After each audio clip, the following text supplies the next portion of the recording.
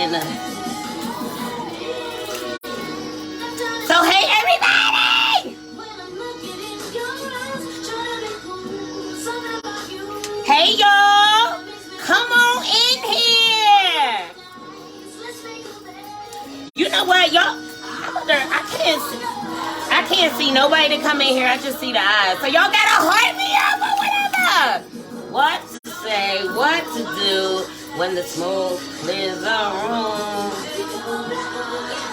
How many people feel like they back is up against the wall? Or y'all cooling? How y'all feeling? Y'all taking it easy? Or it's getting a little crazy? Let's talk about it. Hey, y'all.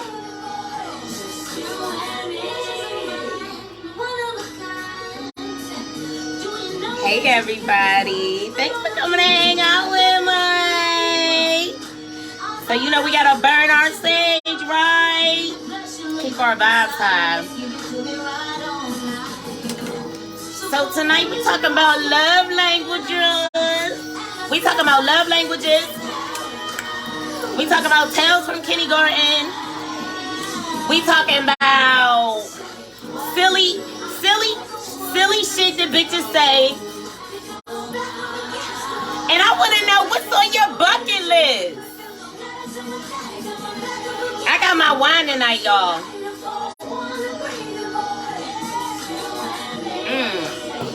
Hey, y'all. Think about you every day, love. You're something special. Hey, y'all.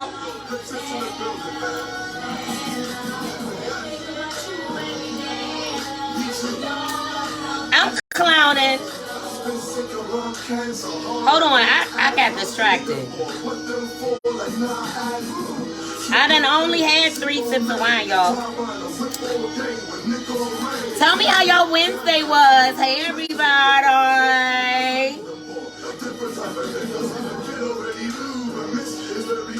Alright, now we cooking with gas.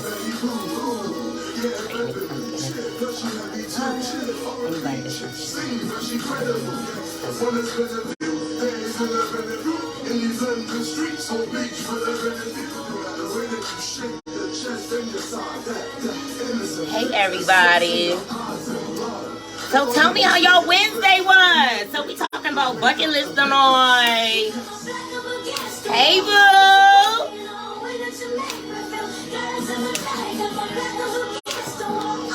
So I want to know.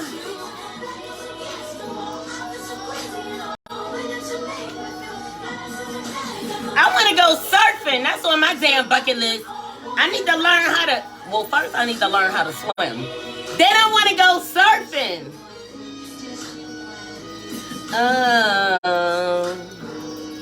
Hey. Hey, everybody. So, y'all got to tell me what's on y'all bucket list, okay? Y'all got to tell me what's on y'all bucket list. But I want to talk to y'all about... And yes, I got notes because I don't want to forget. So, I want to talk to y'all about love languages, the 5 love languages. Dang, you know what? I'm going to put this post up about what a bucket list is, right? So, the reason why it's good to have a bucket list, I'm giving y'all Rapunzel tonight. So, the reason why you want to have a bucket list is because a bucket list is something exciting and maybe out of the ordinary that you want to do before you leave this earth, right? In this lifetime, right? During this life. So, the reason why a bucket list is good is because it gives you things to look forward to, right? And a part of great manifestation is our mindset, right? What are we putting our energy into, right? What are you thinking about? What are you focusing on? What is the constant thought in your mind, right? And a lot of times the crazy thing is Like, we want something, right? We say that we want it, but like everything in our mind is telling us that we can't have it, right? Be it because of the way that we were raised, what our family told us, like what our family taught us to believe, right?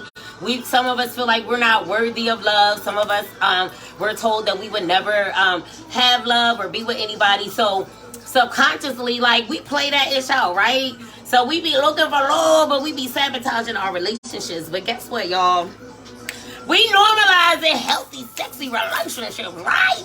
So we're not going to be doing that. We're not going to be doing that, right? We're going to realize that we are worthy of love, right? And we're going to realize that we can have whatever we like, right? So a really great part of manifesting is keeping your energy high, right? So I talked about the emotional guidance scale at one point in time, right?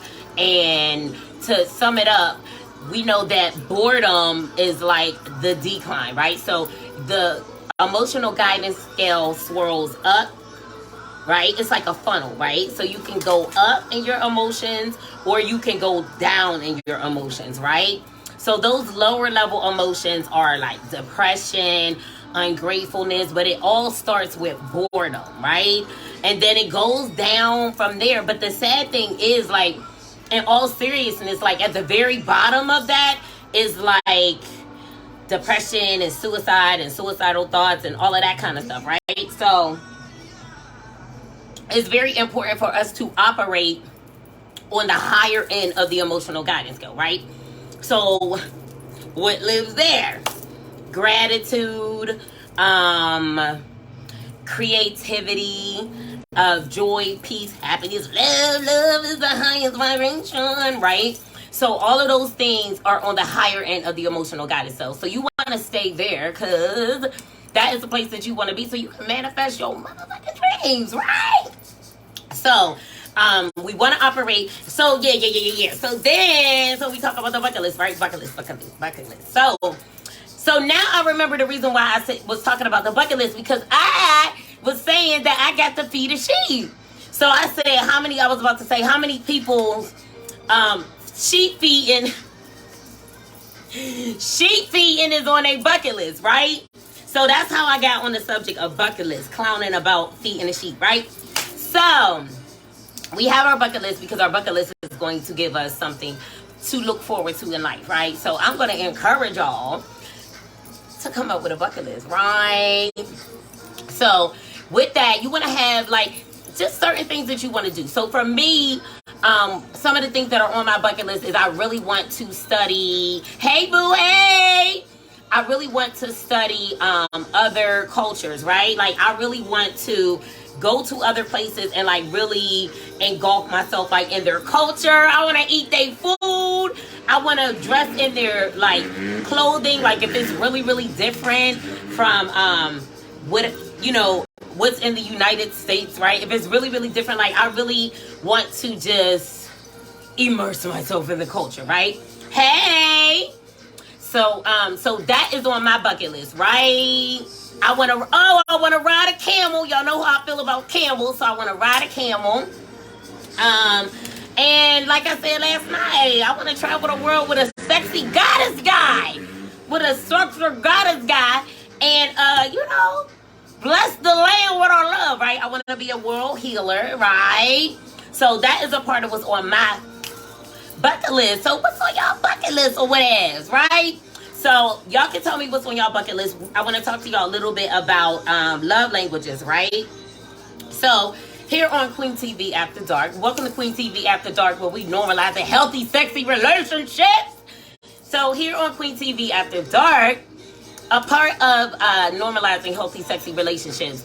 Number one, we want them to be healthy and we want them to be sexy, right? Why do we want them to be sexy? Because we want to make a lot of good love, right? Hey, boo, you want to heart me up? So we want to make a lot of good love, right? Because love making, it raises the earth's vibration, right? And like I said the other night, right? I said whenever we are mixing our good energy with other people's good energy, you create synergy, right? So what comes out of synergy? Creativity, money, love, joy, peace, a raised frequency, right? So as you raise your frequency, you cause the other people around you to raise their frequencies as well, right? So with relationships though, love languages are very, very important. I see people, oh my God, relationships be getting a bad rap, right? And everybody act like they, relationships be getting a bad rap. So we gonna talk a little bit about love languages tonight, right? So with love languages, there are 5 major love languages, right? And the thing, how you want to look at love languages is this, right? So say I'm French, you're Spanish. If I'm talking to you in French and you talking to me in Spanish, are we going to be able to understand each other? No, because we're speaking 2 totally different languages, right? So it's the same with love, you guys. Like, everybody has a love language, and you need to be able to speak their language of love, right? Now, I read a book by a guy named Gary Chapman, and basically he broke it down and said that there's basically 5 major love languages, right? So when I say love languages, right, to answer the question of what your love language is, you want to ask yourself, to find out what your love language is, you want to ask yourself the question, what does my mate do, or what does my partner do that makes me feel loved, right? And typically the first things that you say will identify what your love language is, right? So if you say something along the lines of, I love when my baby tell me, right? That's words of affirmation, right? So if you be like, I love when we spend time together, like when we do stuff, when we go places, right? That means your love language is quality time. Quality time and quality conversation, they go together, right? If you say something along the lines of something that's very physical in nature, right? And you may say something along the lines, if you're like seriously answering a question, right? Like no, like cat, just being silly, but you really gave it some thought. And your response is something that is physical in nature, right? Then your love language is physical touch. So you like to be close to your mate, you like to touch your mate, you like to kiss, you like to make love, right? So oftentimes men get a bad rap and they say, oh, men, your love language is always physical touch, because they try to make it seem as if men are all about sex. But I believe that y'all have depth, okay? Now, I do believe that y'all go through your whole phases, right? Every man does, right? That's a part of your story, right? That's a part of what makes you, hopefully you was learning as you was doing certain things, right? And it gives you your wisdom. Thank you. It was amazing. It was amazing.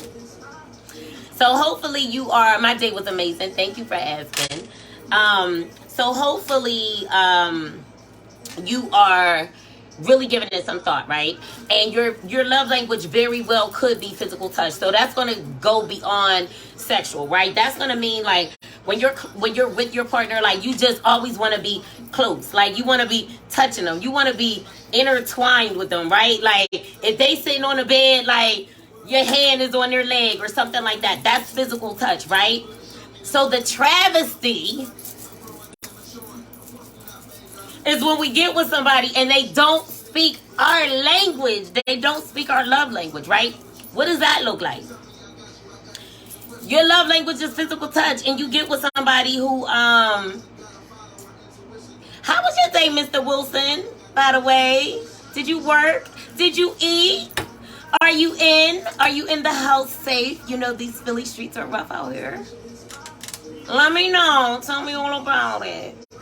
So yeah. So the travesty is when we're speaking 2 different languages, right? So let's use Mr. Wilson for an example, right? So Mr. Wilson came on and he said, how are you, beautiful queen? How was your day? Stay safe and stay blessed, right? So I responded to him, and then he responded and said, anytime, beautiful queen, and same here for me too, right?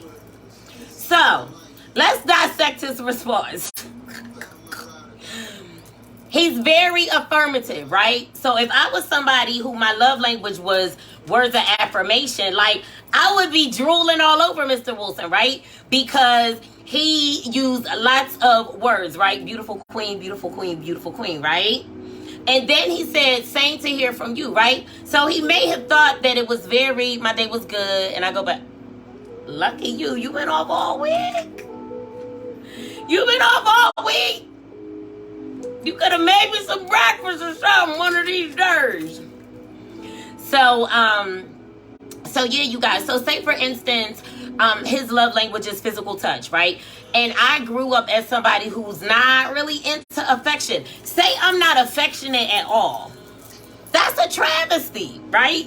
Because in order for him, and with it being your love language, like, your mate needs to speak your language, right?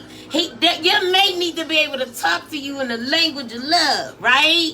So if his love language is physical touch, I need to be able to touch him, because if I'm not doing that, then there's going to be a sense of not feeling loved, right? So the book talks about your love tank being full. The benefits of the love tank being full is that both parties is full. Both parties got what they need. So both parties are willing and able to evenly exchange, right? So say, for instance, another love language is acts of service. So you got words of affirmation, acts of service, giving up gifts, quality time, and physical touch, right? Physical touch is physical touch. Quality time is quality time and conversation, spending time together, right?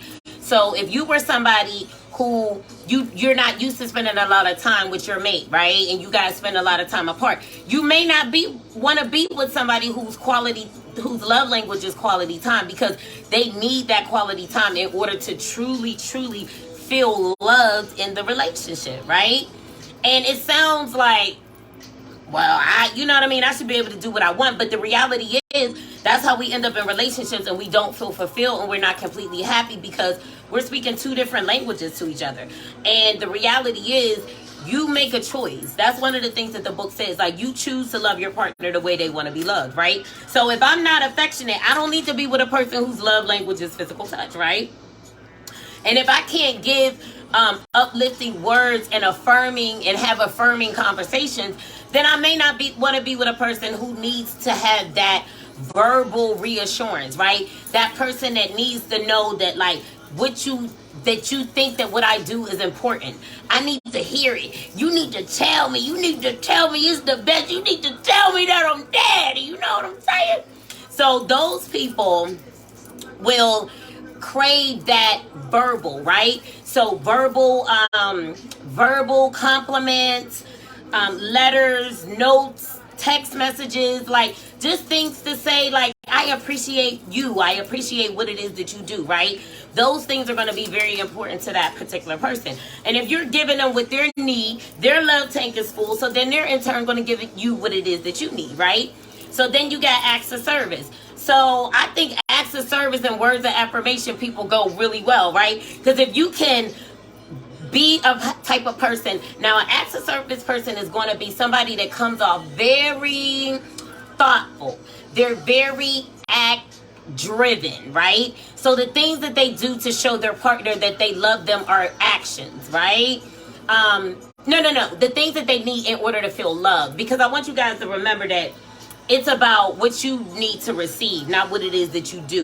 Oftentimes, though, if that is your love language, you will often act out in that love language, right? So a person whose love language is acts of service will be a person that typically, when they're in a relationship, they feel like actions speak louder than words. Like they typically mirror what it is that they want to receive, right? So for a person who has words of affirmation and then somebody else who has acts of service, so like whenever you do, and acts of service people, it's gonna be, it doesn't even have to be anything major. It could be something small, like you remembered to buy me a breakfast sandwich. You took, just little things, like you vacuumed the floor for me, like for when I came home from work, like I got off and it was raining, you met me at the door with the umbrella, like little stuff like that. Oh my God, like it's gonna blow an acts of service person like through the roof. Like, oh my God, like you really thought of me, like you did this for me, right? An acts of service person that is how they receive love, and they're just gonna be overjoyed, right? And say if you're a person who your love language is words of affirmation, and that person that loves acts of service praises you for all your services, it's a bomb combination. It's like the yin and the yang, right? And then say for instance, physical touch, right? If you're with somebody whose love language is physical touch, you're going to be a person that wants to be like really affectionate. Somebody that loves to be around their mate, loves to be all intertangled, footsies, holding hands, things of that nature. Hey, the night in the building. We talk about love languages. You guys can... Oh, I need to plug my phone up. Hold on, y'all. I got to plug my phone up.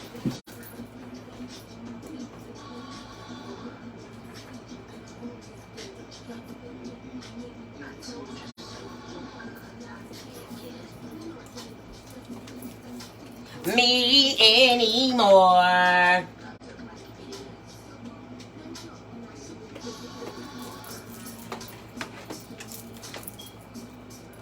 Me anymore. So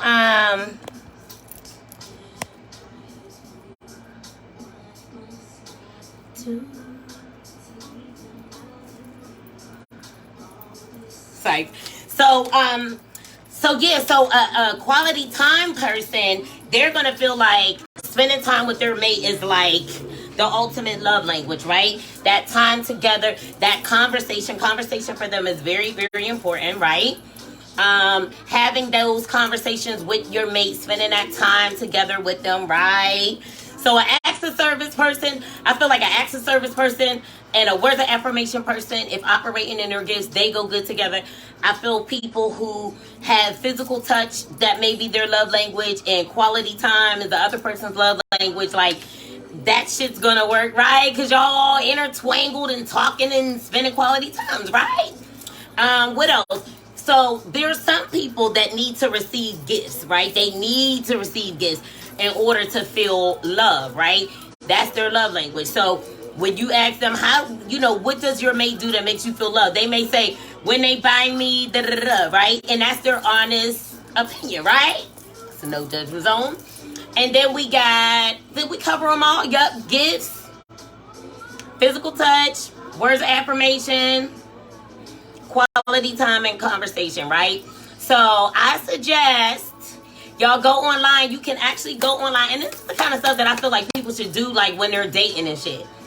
You can, this is like cute date shit to do, right? So you can go online. Anybody that's in a relationship, go online and you can look it up, love languages quiz, and you can take the quiz and you can find out what your love language is, right? And then you can talk to your partner about what their love language is, right? And it just really, it will really, really, really make a difference in your relationship, because I was once with a person whose love language was words of affirmation. I'm an acts of service person, right? So we would get into arguments because I'm like, I'm doing this and I'm doing and I'm doing and I'm doing and I'm doing. And I felt like, I'm like, actions speak louder than words. But for him, actions didn't speak louder than words. Actions spoke louder than words for me. Words are what he needed. You know what I mean? Like, he needed that reassurance and that reinforcement. Now, sometimes people struggle with that because some people feel like, I shouldn't have to kiss your ass. Like, I shouldn't have to tell you this and tell you that. But guess what? That's why I had said, Mr. Wilson, I got so many friends. I stopped accepting friends' requests because, like, it's crazy in this Facebook world. So, yeah. So, I kind of, started ignoring. Because I accepted a whole group of people. And, half them folks, I'm like, why are you on my page? So, yeah, I kind of, stopped accepting friend requests. And then at one point, I got tired of all these men requesting me. And I said, I'm only going to accept women. And then, who knew that, I fucking, who knew who all those bitches was? So, I'm sorry, boo. I'll check it. But, I just be chilling. I figure, if people can come on my page, they can see my live. My biggest thing, really, honestly, if I could be honest, is getting my message out there. Being a healer, being a voice. So, that's my biggest thing. I can accept your friend request, but it's really not going to change anything. It's really not going to change anything. If you come on my live, you support me, I appreciate that. If people follow me and they see what it is that I put on my page, I appreciate that. My biggest thing is I got 4,000 Facebook friends, like, and I got a YouTube page that only got 1,000 subscribers. So it's like, what, you know, like what's the real, like, I'm just really intentional, right, in my life. So it's like, what's the real point of like having people that are friends? Like, do they really support you? Are they really there for you? Are they really a decent person? You know what I'm saying? So it's no shade or anything like that. I'll check it out. Like I say all the time, like I really never go to, and I appreciate you. All right, Mr. Wilson. But honestly, you know, it's really, you know, anyway, we're going to get off of that. So, yeah. But yeah, she don't check her inbox and all of that. I just really try to shield myself from the fuckery, right? So y'all wonder why my energy is so up and like my aura is so clear. It's because I keep away from bullshit. And I shield myself from people and their energy, because I realize there's a lot of energy vampires and people that send spirit attachments to you and all kinds of stuff. And we just really got to be careful, because I realize some people, they get with you because they know you have good karma, and they just want to utilize you, utilize your energy, utilize your sexual energy, be an energy vampire to offset their karma. You know what I mean? Like, y'all got a whole, like, these women that are just sleeping with any and everybody, like, you're getting tons of bad karma dumped into your womb. Like, it's crazy. So, like, we really got to be, we both blessed by the best. I know that's right. So, yeah. So, I'm just really careful with my energy and all of that. And then not only that, like, I'm a single woman and I plan on not being single for long. And I don't want the person that I'm with to have to be worried and concerned. Like, I'm out here. I'm a personality. I talk to a lot of people. And I just want there to be a portion of my life that is private, that nobody has access to except people who I deem to be special, you know, and close to me, and people that really deserve to have that space. Because I realize I'm a very open person, and, you know, I talk to a lot of people, but I realize people get close to you to steal your jewels. They want to steal your jewels. And this is just a blanket statement. This is not towards you, Mr. Wilson, per se, but I just wanted to say, you know, like, that whole energy vampirism is really serious, right? And I realize that there's some men that's just on my page to get me hemmed up in some fuckery, but it ain't happening. And just like that one guy was on my page and was talking about, he sent his Delilahs to dudes that are stupid and think that they tough, but really they ain't, and all of this. So, like, we just really got to be careful out here. Like, some people are here, you know, because you're a conquest, men and women. So yeah, I'm not here for anybody's fuckery. So yeah, so I, you know, I keep it real. I'm gonna be honest, like, it's nothing personal, but I swear, like, I've been stopped accepting friend requests, probably like in January or sometimes. So yeah, you know, you get out here and you start learning people and you just like, yeah, I'm good. I am good. So, yeah, so let's talk about silly things that women say, right? So, Tales from Pre-K. So, I'm subbing at this class, right? So, I work in a pre-K classroom, right? So, and I talk all the time about the fact that, like, we really need to just be confident in who we are and stop comparing ourselves to other people, right? Because we just make ourselves look foolish. And I think that's why when I kind of, like, look around Facebook and I see certain shit, like, people always just got so much lit. But, like, what the fuck are you talking about, right? And I don't think that people realize that, like, the petty shit that they think is important, there's a whole group of us that, like, don't give a fuck about shoes, clothes, flossing, money. Like, this, like, when I meet women, right, I'm just me. These bitches don't know that the hair I got on my head I done had for 4 or 5 years because I buy good hair, right?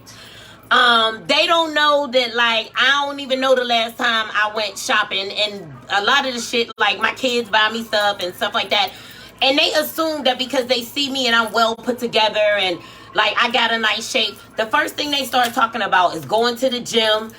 Now these broads want to show me, yeah, this is before I had my daughter, like, your daughter's 6 years old, like, and I'm just like, we can talk about shit of substance, because I'm not comparing my shape to yours, so you don't need to compare your shape